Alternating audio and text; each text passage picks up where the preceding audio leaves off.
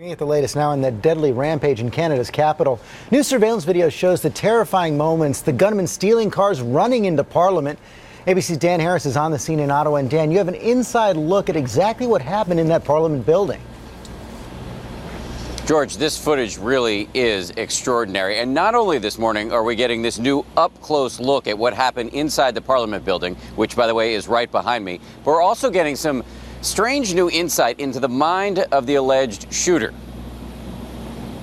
You are looking at a lone wolf terror attack in progress. Police say that is suspect Michael Zehaf-Bibeau. Watch as he leaves his car and bolts toward the Parliament building, gun in hand.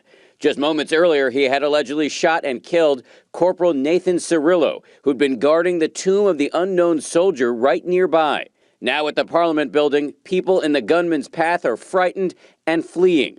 And look what he does next, stealing this black car, driving it around to the front steps, and then jumping out when the thing's still moving. As he races inside, there are officers in hot pursuit.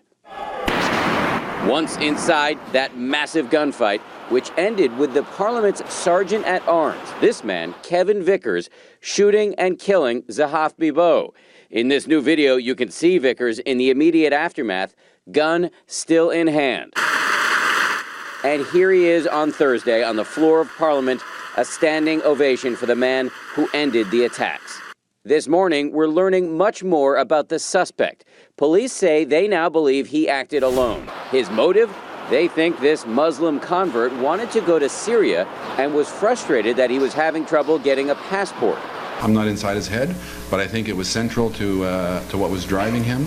Worth noting, Zehaf-Bibeau had a long rap sheet, including drug and robbery charges.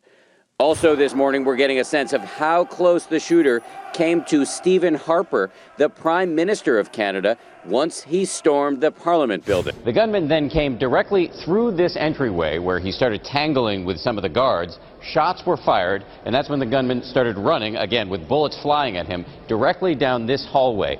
This is the incredible part. He then ran past these two rooms, which were filled with members of Parliament. And in fact, in this room was the Prime Minister himself. This member of Parliament was trapped, too, in a small room with her 2-month-old baby.